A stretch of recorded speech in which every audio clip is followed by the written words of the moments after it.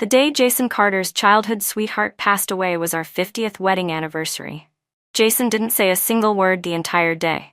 But once we got home, he locked himself in the bedroom and tried to take his own life by swallowing pills. I went absolutely frantic trying to save him. When he finally regained consciousness, he slapped me hard across the face.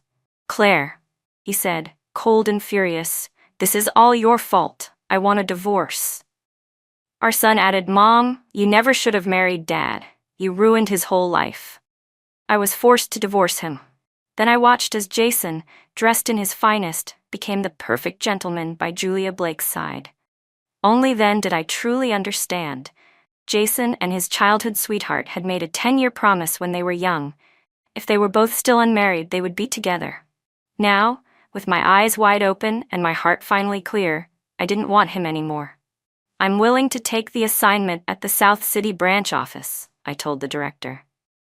The old wooden door creaked as I pulled it open. Director Mason, who was reading a newspaper, looked up at me. "What made you change your mind so suddenly? I thought you were planning to go to college in North City with your fiancé." I took a deep breath, trying to suppress the emotional shock and joy that came with being reborn. "Director, I thought about it all night. You were right, women can shoulder half the sky in this era. I want to contribute to our nation's growth in my own way." "Well, Claire, it's rare to see someone with such awareness," he said, clearly pleased. "But what about your fiancé? Have you talked it over? Will he agree to this?" Even as he smiled, the director still thought of my situation. In my previous life, I had turned down this very assignment to South City. I had told Jason Carter about it, but when he learned I planned to accompany him to North City, he tried to stop me with words like, "Claire, there's no need to give up your job for me." Or, "You're sensitive to the cold. I'm afraid you won't get used to the dry, freezing weather in North City." I thought he was being considerate. Touched, I insisted on going anyway. "Just let me go with you. As long as we're together, I'm not afraid of anything." Now that I look back, wasn't that just his way of rejecting me? I was just too naive to understand. I took another deep breath and calmly said, "Director, that engagement between me and him was just something our elders came up with for fun. It doesn't count. Besides, there's someone he really loves. She's already in North City waiting for him." "I see," Director Mason nodded, finally understanding. "All right, then go home and get ready. You'll head out on the 30th of this month." The 30th just so happened to be the day Jason was leaving for North City to start college. That gave me 3 days. After leaving the factory, I borrowed a bicycle from the security department and made it to the train station just before closing. I bought a ticket to South City for the 30th. The moment I held the ticket in my hand, the weight pressing on my heart finally eased. In this life, Jason, you head north, I'll go south. From now on, our paths will never cross again. By the time I got home, it was already dark. "It's so late. Why isn't Claire back yet?" Jason's mother said. "Jason, go check the end of the alley." Just as I was pushing the courtyard gate open halfway, I heard her voice again, exactly like in my past life, calling him to go look for me. Through the narrow opening in the door, I saw Jason sitting on the couch in the living room, holding a letter. He was staring at it in a daze, chair, completely ignoring what his mother had said. When she didn't hear a reply, she called his name again. That's when Jason finally snapped out of it. "Oh," he responded vaguely. As he tried to hurriedly tuck the letter back into the envelope, I stepped inside. Startled by my sudden appearance, he flinched. His hand shook and the letter slipped to the floor. Worried I might see what it said, he quickly bent down to pick it up. But I had already seen the signature. Julia Blake. In my past life, I had never found that letter. So I didn't know that before Jason came here with his parents. He had a childhood sweetheart back in his hometown. It wasn't until I followed him to North City that I finally learned about Julia Blake. Even after 50 years of marriage, I didn't know that Jason and Julia had made a promise. If they were still single after 10 years, they would marry. Because of that promise, Julia never married anyone else her entire life. And because Jason broke it, he hated me for a lifetime. After forcing me to divorce him, he devoted himself fully to Julia Blake, acting the perfect partner. Even the son I had raised with love turned against me. "Mom," he said, You should never have married Dad. You completely ruined his life. Look at my dad now, our son had said.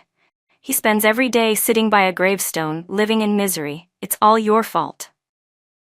His words from my previous life still echoed painfully in my ears. I closed my eyes, barely able to swallow the grief and resentment swelling in my chest.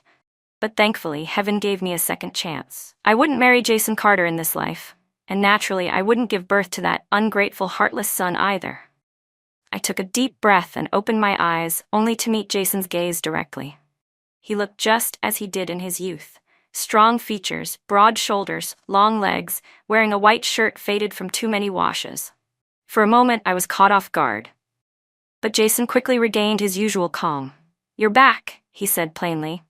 But he was only in his early 20s now, far too young to be able to fully conceal his emotions. When he saw my eyes drift toward the letter in his hands, his expression visibly tensed. He even instinctively tried to hide the letter behind his back. Clearly, he was afraid I might question him about it. Who wrote it? What it said? Because over the years I had always hovered around him, curious about everything he did. From what he had for breakfast to who he chatted with at school. I wouldn't let anything go without getting an answer. But in those few seconds of eye contact, just as Jason's nervousness peaked, I simply gave a quiet, and looked away. I didn't ask a thing. Relieved, he let out a quiet breath. Then, almost immediately, he frowned slightly, and his eyes flickered with confusion. I imagined he was surprised that I didn't press him about the letter. What he didn't know was, not just today, but for the rest of our lives, I wouldn't ask about his business ever again. "Oh, the factory gave me a last-minute task. That's why I got home late," I told his mother when she asked why I came back so late. I paused for a second, then decided not to mention the real reason. I had gone to the train station to buy a ticket. In my past life, I had done the exact same thing. Bought the ticket behind Jason's back. When he found out, he was furious, accusing me of making decisions without him, scolding me for not being open. I was foolish then. I really thought I had done something wrong. But now I realize what really happened. My actions caught Jason completely off guard. Though in this life, the ticket was for South City, not North, I still chose to keep quiet. No need to stir up more trouble. After hearing my explanation, Jason quietly continued eating. Just as I'd hoped, he didn't fly into a rage like he had before. No table flipping this time. "These holidays, they don't even give out eggs at the factory," Jason's mom grumbled as she added a piece of fatty pork to my bowl. "And they still work my Claire to the bone. She's lost weight." Jason's dad suddenly chimed in. "Claire, I think you should just quit your job at the factory, pack up in a few days, and go with Jason to North City." As soon as the words left his mouth, Jason's chopsticks froze mid-air. He looked up at me immediately, brows furrowed, a reflexive reaction. "No," he said flatly. I wasn't surprised, but Jason's father slammed his chopsticks down. "What did you say?" Jason put down his bowl and chopsticks too, and looked at his father. "Claire has a good job. Why should she quit? And besides, I'm going to study, not on vacation. What would she even do there?" Clearly, Jason's explanation wasn't enough to convince his father. Mr. Carter frowned deeply. "What do you mean? What would she do there?" "She'd give our family an heir, of course. Your mother and I are waiting for grandkids." "Yes, Jason," his mom added. "You and Claire have been engaged for 3 years already. It's about time, don't you think?" Jason's whole body stiffened with resistance. "I've said this before. I'll marry Claire after I finish college and come back." Claire's dad snorted. "Claire is the daughter-in-law we've already chosen and accepted. Whether you marry her sooner or later doesn't matter much. You might as well register the marriage before you leave." "I'm not going," Jason replied coldly, his face turning hard. Seeing Jason getting more and more stubborn, my father's face darkened. "What's that supposed to mean?" Jason stayed silent. "Fine, you brat," my father snapped. "Now that you're a college student, you think you're something, huh? Too good for Claire?" He slammed his hand on the table. "Let me tell you something. If I'm still alive today and able to sit here and talk to you, it's thanks to Claire's father. You will marry her, whether you want to or not." Yes, this engagement between me and Jason Carter came at the cost of my father's life. As long as I didn't call it off, Jason had no right to break it off on his own. But as for the marriage certificate, I wasn't ready to sign it just yet. Amid the tense, deadlocked atmosphere, I finally spoke. Everyone turned to look at me in surprise, including Jason, who stared at me with disbelief. In his mind, I was someone who would never refuse. And it's true. In my past life, how could I have said no to marrying Jason Carter? He was the boy I had loved with all my heart throughout my youth. But it was precisely because I never said no that I spent the rest of my life drowning in regret. This time, I wouldn't let myself make the same mistake. I used Director Mason's plan to promote me as group leader as a reason to reject registering the marriage, saying I didn't want to go north and suffer in the cold. As a result, my father and mother stopped pressuring Jason to bring me along, and Jason even started treating me a little better. Once, he got hold of a bar of imported chocolate and ran home right away to give it to me. At the time, I was packing my bags in my room. Jason pushed the door open. "Claire." I was startled and accidentally knocked over the train ticket I had set aside. He saw it instantly. "A train ticket? You bought a train ticket behind my back?" I picked it up quickly, but he had already seen it, though not clearly enough to read the destination. Naturally, he assumed I had secretly bought a ticket to North City. His face darkened immediately. His eyes turned sharp and cold. "Didn't you say you weren't going with me to North City? Then why did you buy this ticket without telling me?" I realized I couldn't hide it anymore, and was about to explain everything. But before I could even open my mouth, Jason grabbed my wrist. "Come with me to the station. We're returning that ticket." "I'm not returning it." I tried to pull away, but he was too strong and dragged me out into the courtyard within seconds. "Claire, I already told you, North City isn't a good place for you. Why won't you listen? Why do you insist on coming with me?" he shouted, not even giving me a chance to respond. "I'm going there to study, not to have fun. Can't you just stay here and wait for me like a normal person?" In my previous life, I did wait like a normal person, for a whole lifetime. I watched Jason shower Julia Blake with rice, flour, and everything else we barely had. I bore our child under the threat of a difficult labor, only for him to call Julia the godmother. I wasn't going to repeat that. I yanked my hand free and without thinking, slapped Jason across the face. He let go of me, staring in disbelief. I looked back at him coldly. "Jason, listen carefully. Yes, I bought a ticket, but not to follow you to North City." "You think I still believe you?" he snapped, stunned only for a moment before glaring at me again. "I don't care. You will return that ticket. Today." But we never made it to the ticket window. His parents came home. When they heard from Jason that I had bought a ticket to North City, they didn't scold me for going back on my word. Instead, they were thrilled.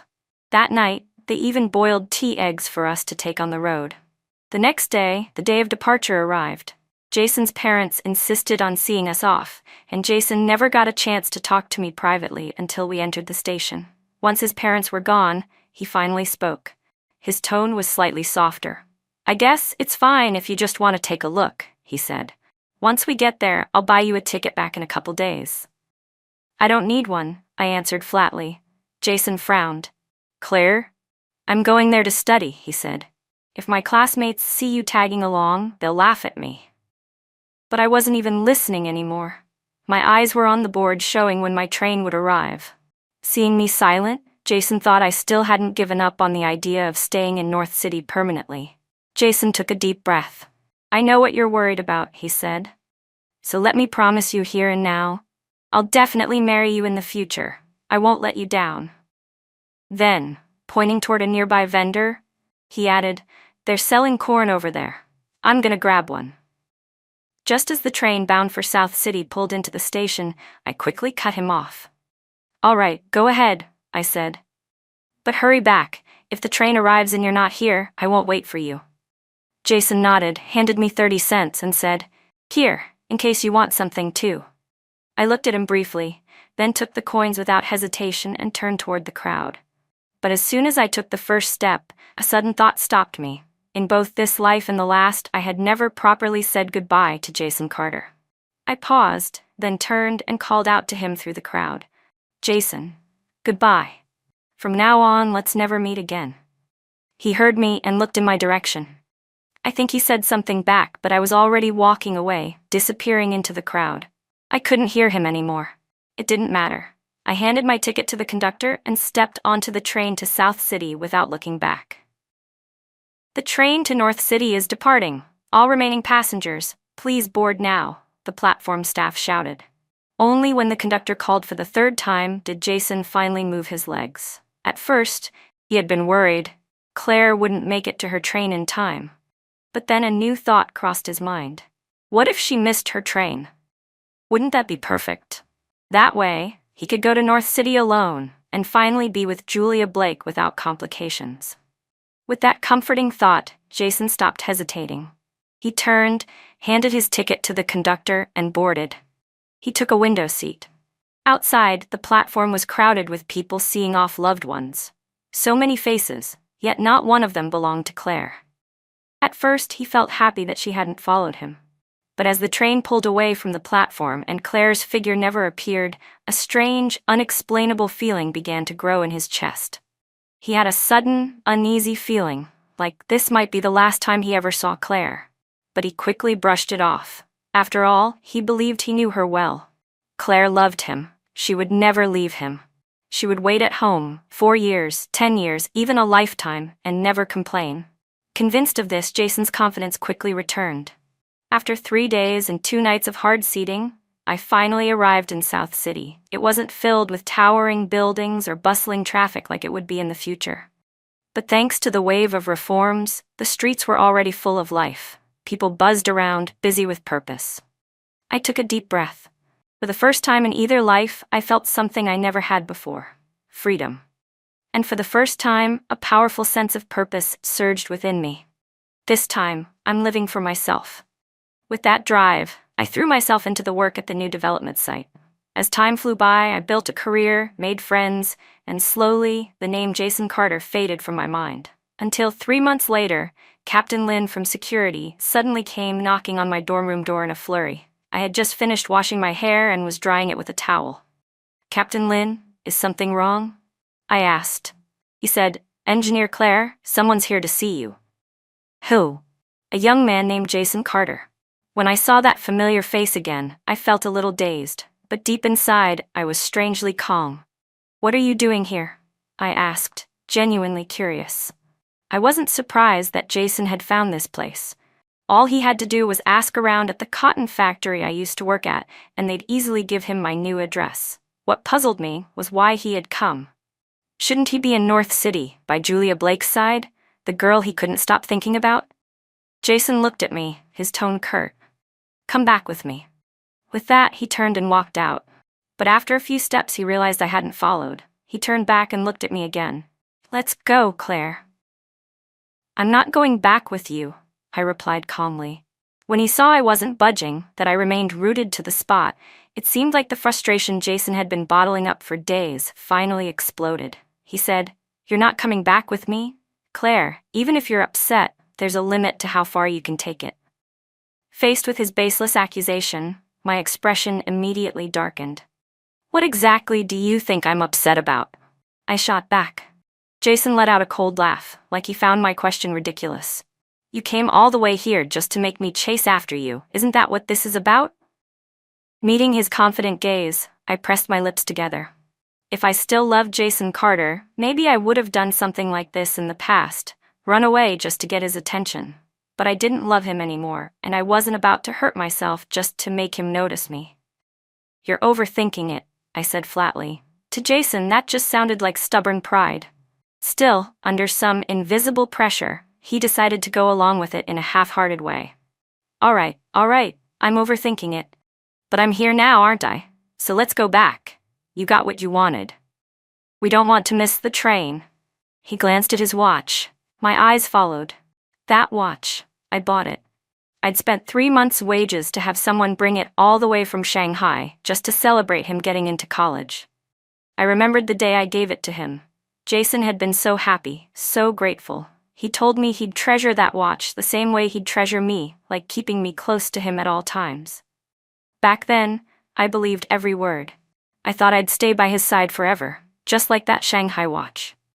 But in reality, it wasn't long before the watch on Jason's wrist was replaced with a string of prayer beads Julia Blake had given him. I pushed aside the emotions that bubbled up, and finally said something I'd been holding back for a long time. Jason, let's call off the engagement. Jason looked up at me like he hadn't heard me clearly. What did you say? My dad was the team leader of our village. It didn't matter who fell into the river, he would have tried to save them. Your parents are good people, but that doesn't mean you owe me your entire life. So let's end the engagement. And truthfully, I don't want to marry you anymore. Jason's gaze changed. The fire in his eyes was gone, replaced with shock and disbelief. His lips moved slightly, like he was about to say something. But I beat him to it. I'm not being dramatic, I mean it. Then I added, also, can I have the watch back? I pointed at the Shanghai watch on his wrist. In the end, Jason gave it back to me. He came alone, and he left alone. I held the watch, still warm from his skin, and walked straight into a pawn shop without a second thought. I traded it for cash. From that day forward, Jason Carter never came looking for me again. I didn't think about him either, nor did I ever wonder how life was going between him and Julia Blake. Later, after I was named Outstanding Employee 3 times in a row at the factory, I was offered a 5-year exchange program abroad. I had no attachments left in the country, so when the director brought it up, I agreed without hesitation. 5 years passed quickly. When I returned, I didn't just bring back the latest technical knowledge. I spoke fluent English and had worked my way up from a technician to deputy factory director. At a banquet one evening, I arrived wearing a black and gold gown. The moment I stepped through the door, I saw Jason Carter again, but he wasn't an invited guest. He was wearing a waiter's uniform and carrying a tray, clearly working part-time at the event. Claire. His voice trembled slightly as he called my name. I stopped in my tracks. My eyes rested on his face for a few seconds before I finally recognized him. Jason Carter. Seeing my hesitation, a flicker of sadness crossed Jason's face. It's me, he said, licking his dry lips. All these years. Before he could finish, Mr. Zhang from the Southwest region suddenly approached me. Director Claire, he greeted enthusiastically. What a surprise. What are you doing here? My gaze shifted immediately from Jason to Mr. Zhang. Calmly I said, I just arrived. Perfect timing, he smiled. Director Yang, Director Li, and I. Jason, who had been interrupted, stood silently to the side. His eyes burned into me. Mr. Zhang seemed to sense it too. Mr. Zhang shot a quick glance at Jason and asked curiously, Do you know each other? I smiled faintly and didn't answer the question. Let's go inside. We can talk more there. The banquet lasted until midnight. I had been busy the whole time exchanging information with guests about market conditions, so much so that I completely forgot Jason had even been at the event. What I didn't expect was that he had been waiting for me the whole time. As soon as I walked out, he rushed up to me. He had changed out of his waiter's uniform and was now wearing a plain white shirt and jeans. He looked more mature than before, but compared to the professional men I was used to seeing in suits and ties, he still seemed a bit juvenile. Were you waiting for me? I asked uncertainly. Yes, I was, Jason replied quickly. Hearing his answer didn't make me feel moved or excited. Instead, I felt annoyed, tired even. I simply didn't have the energy to deal with him anymore. Still, out of respect for his parents, I forced a polite smile. I see.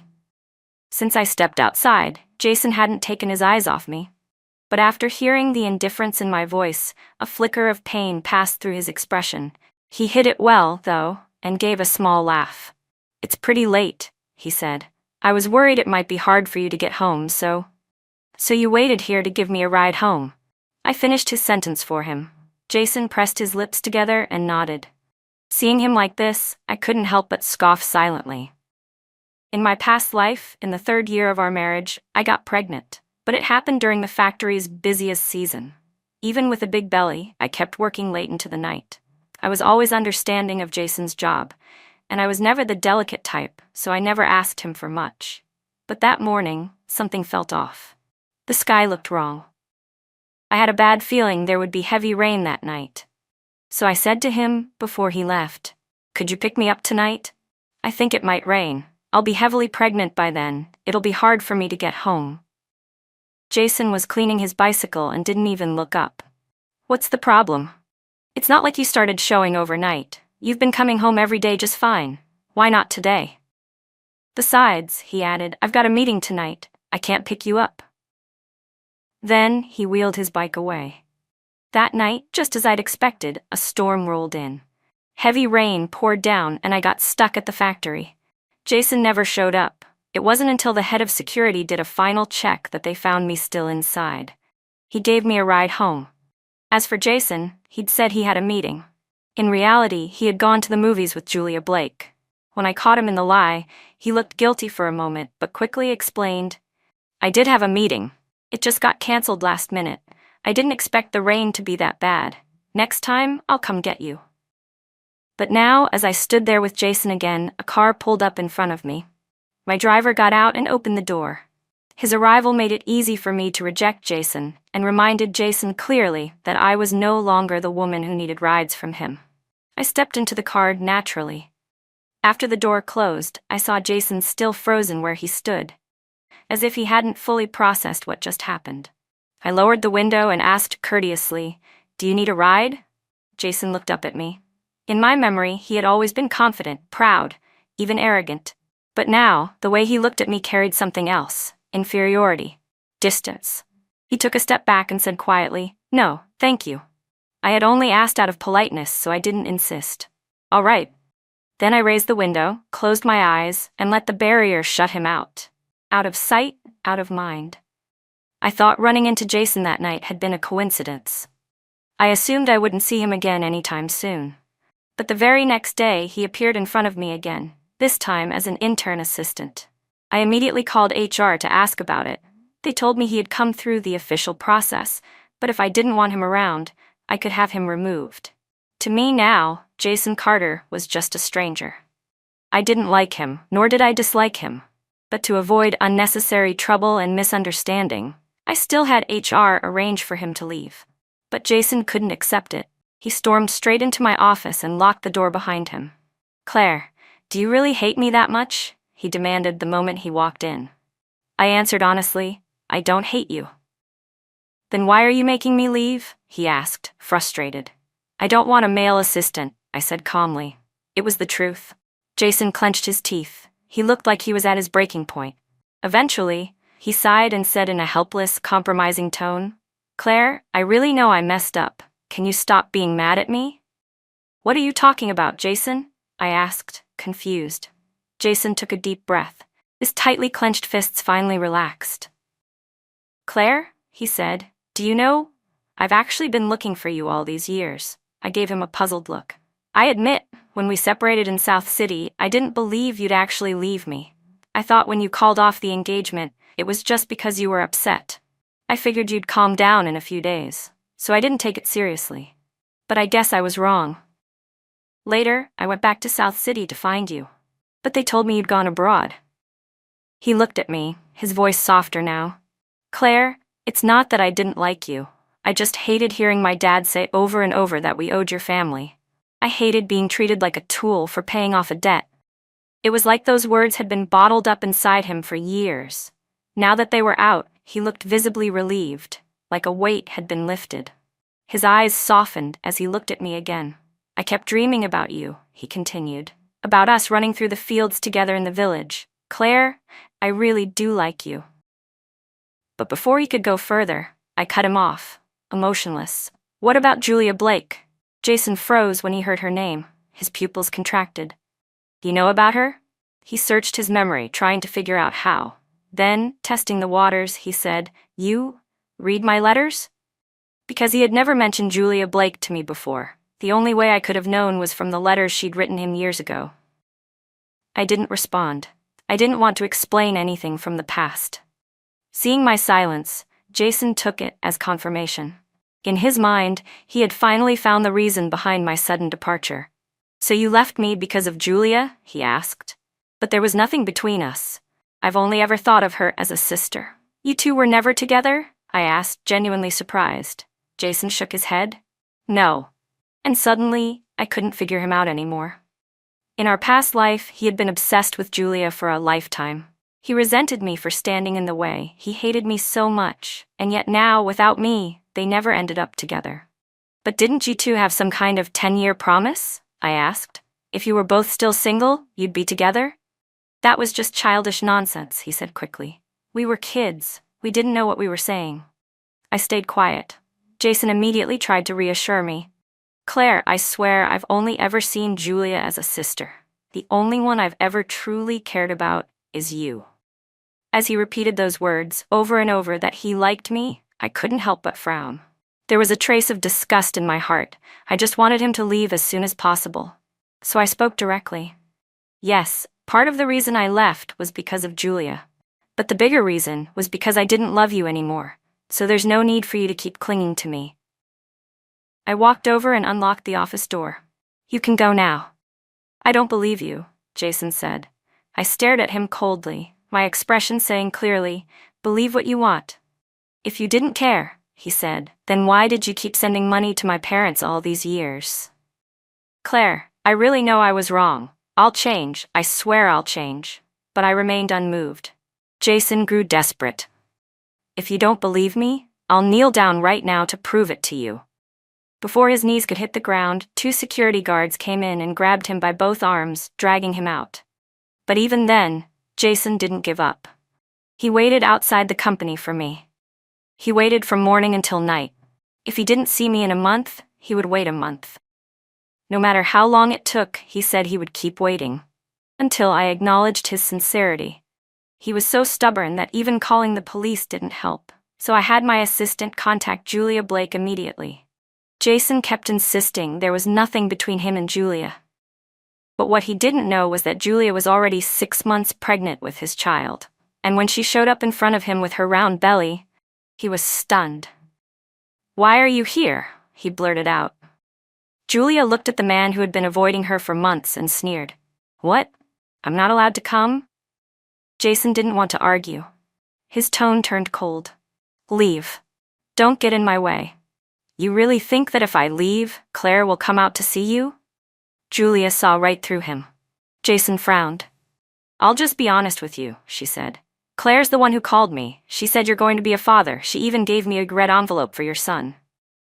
Watching Julia smugly stroke her belly, Jason felt a fresh wave of disgust rise in his chest. What the hell had he been thinking back when he actually thought Julia was gentle and graceful? My son? Jason let out a bitter laugh. Who knows whose kid that even is? Julia could tolerate Jason's coldness toward her, but when he insulted the baby in her belly, she snapped. Jason, how many times do I have to tell you? This baby is yours. He's not some bastard. I saw it with my own eyes, Jason said. You really think you can keep lying to me? I'm not stupid, Julia. I won't let you keep fooling me again and again. When he brought up the scene a few months ago, catching her kissing another man, Julia flinched with guilt, but she quickly straightened up, defiant. He's just an old friend from my hometown. That's all. There's nothing between us. The baby is yours, whether you like it or not. And if you won't acknowledge him, I'll go talk to your parents and ask them if they want to recognize their grandchild. Don't you dare, Jason snapped. Julia laughed coldly. Why wouldn't I? Look at me. I've got nothing left to lose. Seeing that she wasn't intimidated, Jason took a deep breath and said, Even if the child is mine, you know very well how it happened. If you hadn't gotten me drunk and pretended to be Claire, do you really think I'd have slept with you? Either way, I'm not marrying you. Oh, you're not marrying me? Julia scoffed. Then who are you going to marry, Claire? Jason said nothing. His silence was answer enough. Julia laughed again, harshly. Wow, Jason, you're really something. When I wrote you those letters, when you wrote back to me, you sure didn't act like someone who had a fiancé. And now you want to play the noble lover?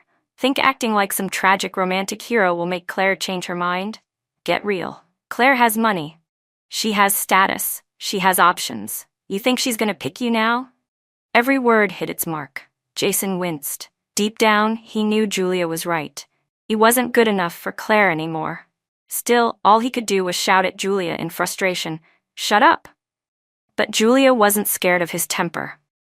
Jason, I don't care whether you want to marry me or not. This marriage is happening. Today's a good day, and the Civil Affairs office is still open. Let's go register the marriage. She reached out to grab his arm. Jason instinctively pulled away. She tried again. He pulled back again. After several attempts, Julia finally realized he truly didn't want to marry her. Fine, she snapped. Then I'll go talk to your parents myself. And she wasn't bluffing this time. With the baby coming soon, she couldn't go on alone any longer. Julia, stop right there, Jason shouted, starting to panic. He looked toward the main gate. Claire still wasn't there. By the time he turned back around, Julia had already crossed the street. After a few seconds of hesitation, Jason ran after her. He needed to stop her. Somehow. But Jason had only taken 2 or 3 steps after her when a car driving the wrong way suddenly sped out of nowhere and hit him head-on. He was thrown more than 10 feet through the air and lost consciousness instantly. Julia, who witnessed the entire scene, fainted on the spot from shock. Passers-by quickly called the police, and both of them were rushed to the hospital. Jason was lucky, he survived the accident. But the crash left him paralyzed from the chest down. For the rest of his life, he'd be confined to a bed. When Julia woke up and saw what had become of Jason, she didn't bring up marriage again. Instead, the first thing out of her mouth was a demand. She wanted 1 million yuan for the child she was carrying. With Jason in this condition, her unborn baby had become the only hope left for the Carter family. After a paternity test confirmed the child was indeed Jason's, he scrambled to raise the money. He begged, borrowed, and pulled every string he could to gather the full amount. But the moment Julia got the money, the first thing she did was terminate the pregnancy. Then she took the cash and left the country. There's no cruelty sharper than the kind that goes for the heart. Hearing my assistant recount all of this to me, I couldn't help but sigh a little. Jason's life in this lifetime was a far cry from the shining, glorious one he had in our previous life. But oddly enough, I felt a sliver of admiration for Julia Blake. She always knew exactly what she wanted, and whether in the past or this life, she lived quite well for it. Still, of all the people affected by what happened, it was Jason's parents who suffered the most. I had originally planned to visit them, but on the phone, Mr. Carter repeatedly insisted I not come. He said he didn't have the face to see me. I didn't press the issue. I just asked my assistant to send them some money, hoping it would help them live a little more comfortably. As for me, my life kept moving forward.